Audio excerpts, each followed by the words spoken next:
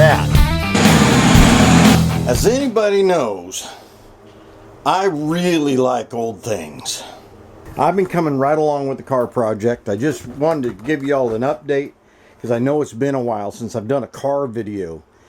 And here you see the engine sitting in the car. I'm going to show you what got me to this place, because for about a year almost, it seems, this project was kind of on the back burner. I had the car leaning up against the wall. The engine was over here on an engine stand. The transmission was under the bench. And I had some other projects to do. You know, sometimes you got to do projects for the house. But in the meantime, I never stopped looking for parts. So let me show you a couple of the things that I found when I was looking around and doing things. And I mean, they're cool. Now, I know that I've titled this project Boat Tail Speedster, and nobody's seen anything even remotely boat tail about this up to this point. So let me show you what I found. This is so exciting because, you see, I was looking online and I'm thinking, man, I really want a boat tail. I've always wanted a boat tail since I was a kid. And here I am. I've got this hot rod. It's a square back. And it's an ugly square back. What am I going to do? Well, the answer is cut that thing off. Just cut the square back off and make it a boat tail. But how do you make that shape? I don't have fancy tools. I don't have an English wheel. And if I had one, I have no idea how to use it, because I'm not claiming to be a professional here. I'm just a guy working around in the shop making something happen. Because, you know, you do a little bit every day and it starts looking like something after time. So check out what I found. See right there? See that? That is the hood off of an International KB1 truck from the 1940s. I spent a whole $20 on it. Look at the curves on this thing. Now that is going to make a boat tail and a half.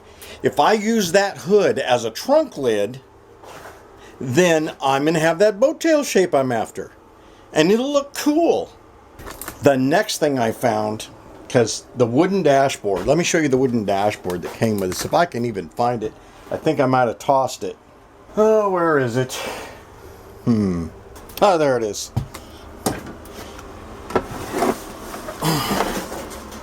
Okay, see the wooden dashboard here? I'm sorry, that's a little too boring for me. And it sat around forever. It's got some weird funky holes in it that I don't have any use for. And you know what? I'm going to use it as a template, but I found something cool. I sure did. Check out this. I was in an antique mall over in Walla Walla, Washington. That's right, Walla Walla. It's such a cool town, they named it twice.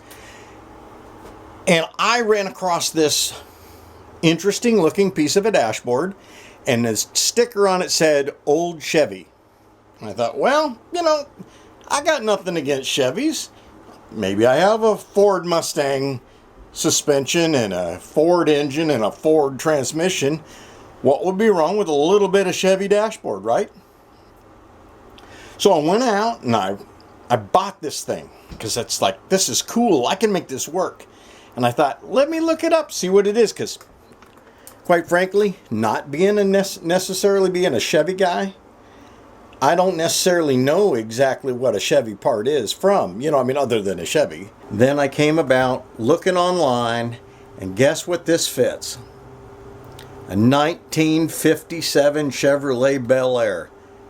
But that's cool. Not only is it good looking and cool, I've never ever said that Chevrolet made ugly cars, because they didn't. They're just not the cars I'm used to using. So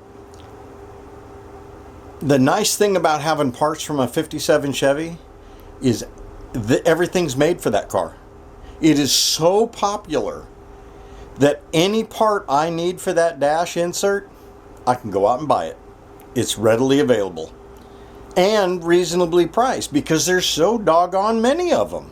So guess what? This little car is going to have a dashboard from a 1957 Chevy. Soon there'll be a video coming out showing me working on this, and we got to get motor mounts built for it. We got to get it down on its wheels, all kinds of stuff. There's a lot going on, and through the winter this car is really going to get some work done on it. So come along for the ride, and thanks for your patience.